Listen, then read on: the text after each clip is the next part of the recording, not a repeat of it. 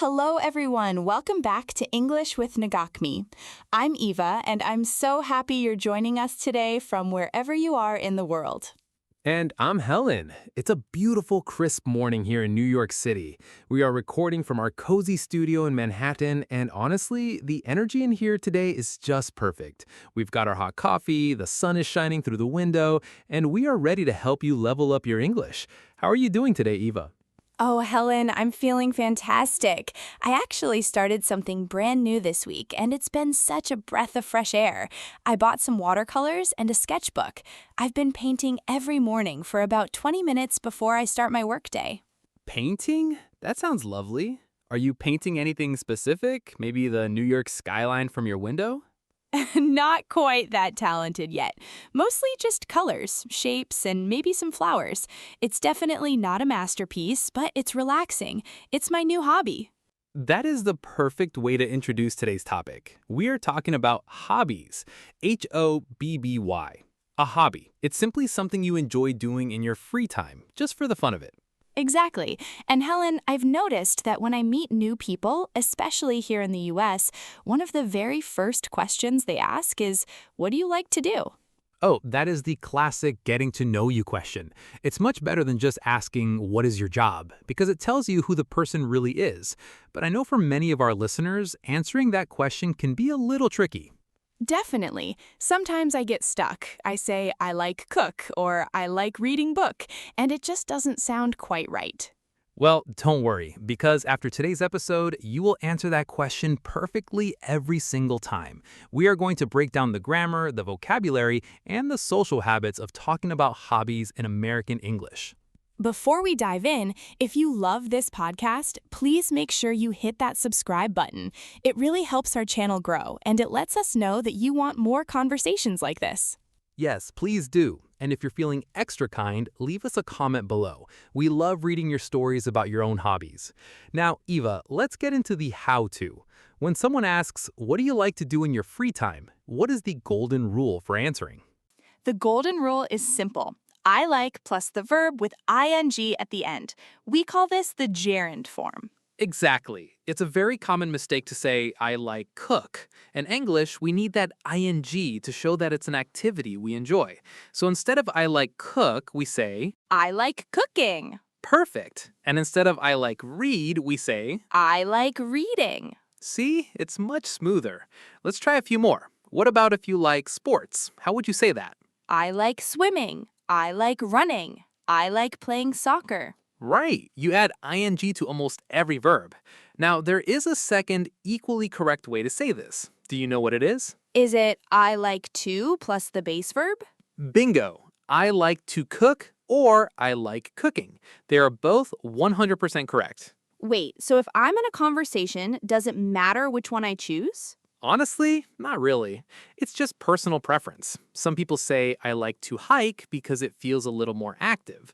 Others say I like hiking because it feels like a lifestyle. But grammatically, they are twins. That's a relief. It makes it easier to speak naturally without overthinking. So I like to read and I like reading are both totally fine. Exactly. Now, let's expand our vocabulary a bit. Let's look at some popular American hobbies. Let's categorize them so it's easier for our listeners to remember. How about we start with indoor hobbies, things you do at home? Great idea. For indoors, we have cooking, which we already mentioned. Then there's baking. Oh, baking is different. Baking. Cakes, cookies, spread. I love baking chocolate chip cookies on a rainy Sunday. That's a classic hobby. What about reading? You can read anything: novels, magazines, blogs, comics. Don't forget gaming, like video games. Many of my friends here in New York spend their Friday nights gaming online with friends. That's true. It's very social. And of course, there's watching movies or binge-watching TV shows. We've all done that. Binge watching means watching many episodes of a show at once, like you watch 4 hours of a show on Netflix. You know, Eva, sometimes people are afraid to start a hobby because they think they have to be good at it immediately. Oh, definitely. Like my watercolor painting, I was so worried about it looking perfect that I almost didn't buy the brushes. That's a classic trap. Remember, a hobby isn't a performance. You aren't auditioning for an art gallery. If it's messy, that's okay. The goal is the doing, not the final product. Even if your pottery looks a bit crooked or your bread is a little burnt, you still learned something and had fun. It's all part of the journey. Exactly. It's for you, not for anyone else. If you stop trying because it's not perfect, you miss out on the joy of the process. That mindset shift really helps you stick with new things. I couldn't agree more. Now, let's move to outdoor hobbies. The weather here is starting to get nice, so people are outside a lot. Outdoor hobbies are my favorite. Hiking is huge here, just walking on a trail in nature. Yes, hiking. Then there's gardening, gardening. Even in a big city like New York, people have small balcony gardens with herbs or flowers.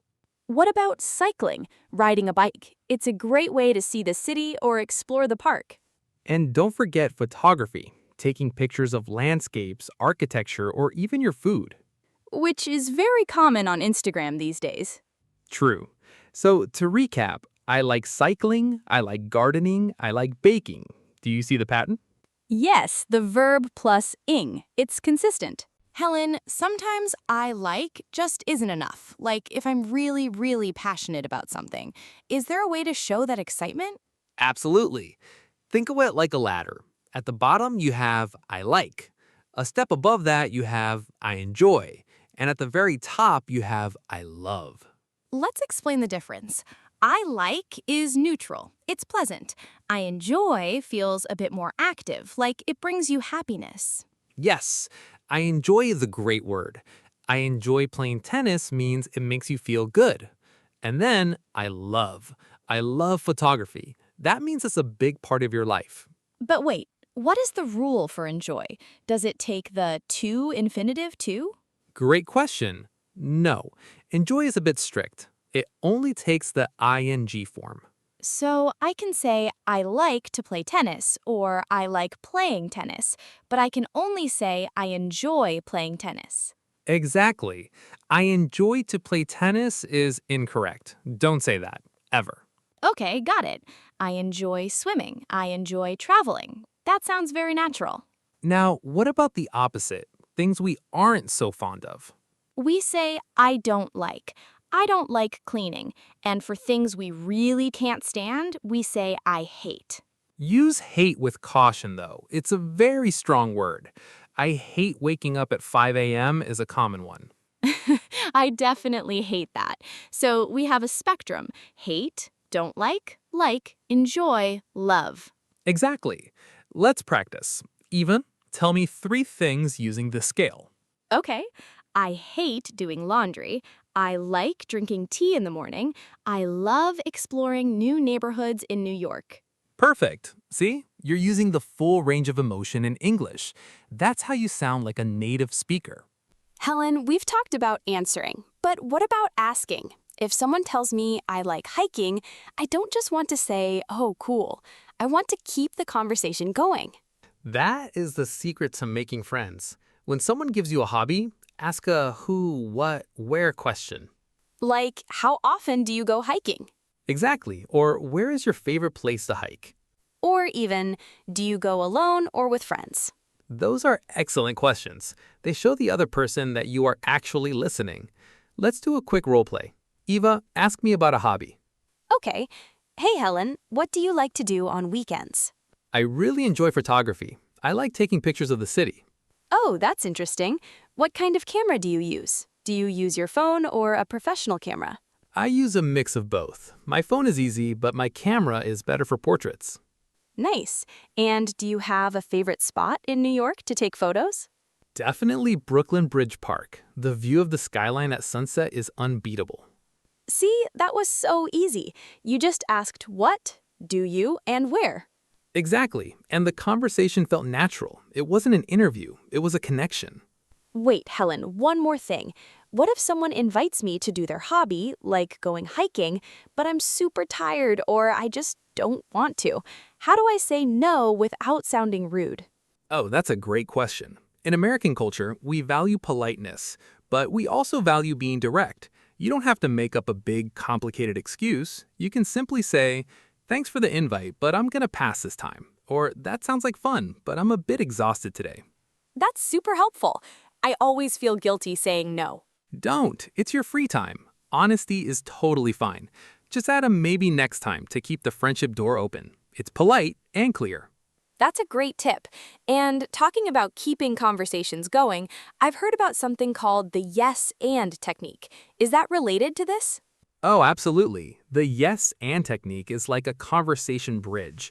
Instead of ending a conversation with just, that's cool, you acknowledge what they said, yes, and add your own thought or question. And, for example, if I say, I love hiking, instead of just saying, oh, cool, you could say, yes, I agree it's great exercise. And have you tried the trails in the state park yet? Oh, I see. You're basically inviting them to keep talking by building on their idea. It's like a game of catch. Exactly. It prevents those awkward silences where both people don't know what to say next. You're giving the other person a hook to hang their next sentence on. It makes you sound much more engaged. You know, Helen, I've noticed that in the US, people really value their hobbies. It's not just about work. People are very proud of the things they do outside of the office. You're right. In American culture, we talk about work-life balance. Your hobbies are your life part of that balance. It's very common for someone to say, I'm an accountant, but on the weekends, I'm a mountain climber. I love that. It shows people are multidimensional. They have different sides. And there's another layer to this, volunteering. In the US, many people treat volunteering as a core hobby. Oh, that's true. Like walking dogs at an animal shelter on Saturdays or helping out at a local food bank. Exactly. It's not just doing work. It's a hobby that gives back to the community. People make friends, learn new skills, and feel good. So if you hear someone say, I spend my Saturday mornings volunteering at the library, know that for them, that is a joyful, meaningful hobby. That's a beautiful side of American life. And sometimes Americans turn their hobbies into side hustles. A side hustle is a hobby that makes a little bit of money. Like if you love baking, you might sell cookies to neighbors or at a local farmer's market. It's a very common American concept, but remember, a hobby should primarily be for fun. They'll feel pressure to make money from it. If it stops being fun, it stops being a hobby. Keep it as your happy place, not just another job. All right, I think it's time for a quick quiz to see if our listeners have been paying attention. Are you ready, listeners? I'll give you a sentence and you fill in the blank. I love quizzes. Go for it. Question number 1. I enjoy blank play video games on Saturdays. What's the missing word? The answer is playing. I enjoy playing video games. Good one. Question 2. I like to reading books before sleep. Wait, that's a trick question. It is, because both are correct. I like to read or I like reading. Both work. Exactly. Now, question 3. She hate waking up early. Remember to conjugate the verb. Ah, good one. Since it's she, we need the S. So she hates waking up early. Perfect. Question 4. What blank you like to do in your free time? That's do. What do you like to do in your free time? Excellent. Last one. I really blank love photography, but I don't blank like drawing. I really love photography, but I don't like drawing. You nailed it, Ava, and I'm sure our listeners got them all right too. This has been such a fun episode. I feel like I know you even better now, Helen. I know you love photography, and we share a love for hiking. And now I know you're a budding painter. I'm going to expect a painting of the Manhattan Bridge soon. Don't hold your breath. But seriously, everyone, I want you to try this today. Find someone, a friend or a family member, and ask them, what do you like to do in your free time? And then try to listen for the structures we learned. Hear the ing, hear the I enjoy. And if you're brave, share your own hobby in the comments below. We really want to know. Are you a cook, a hiker, a reader? Do you volunteer? Tell us. Before we go, a quick reminder. Subscribe to English with Nakmai on your favorite podcast platform and share this episode with a friend who is also learning English. It helps us so much. Thank you so much for hanging out with us in our New York studio today. We've had a blast. We'll be back next week with more easy, natural English conversations. Keep practicing, keep talking, and most importantly, keep enjoying your hobbies. Bye, everyone. See you next time.